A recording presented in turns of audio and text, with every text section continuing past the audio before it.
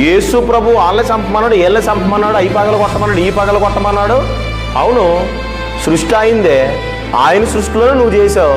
ఆయనకి నచ్చలేదు, ఆయన పగలు కొట్టుకున్నాడు. నువ్వెవడు అనడానికి? ప్రజలు ఆయన వారు, ఆయన చేసుకున్నాడు, ఆయన నిర్మించుకున్నాడు. ఆయనకు విరోధంగా నడిచినప్పుడు ఆయన చంపుకున్నాడు. నీకేంటి నొప్పి?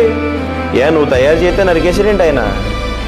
నువ్వు మట్టితో బొమ్మను చేసి జీవవాయువును ఊది నరుని జీవాత్మగా మారిస్తే ఆయన వచ్చి చంపేశాడా? నీకు నొప్పేంటి మధ్యలో? అంతే కదా. ఇప్పుడు ఒక ఇంట్లో గొడవ జరుగుతున్నప్పుడు పక్కింటోడు మధ్యలో దూరి ఏంట్రా మీ గొడవ ఏంటన్నాడు. ఎవడరా నువ్వు మాట్లాడడానికి? మా ఇంట్లో జరిగిన గొడవ మేము చూసుకుంటాం, నువ్వెవడరా మాట్లాడడానికి అని అంటారా? ఇది మా ఫ్యామిలీ మ్యాటర్, బయటికి వెళ్ళంటారా?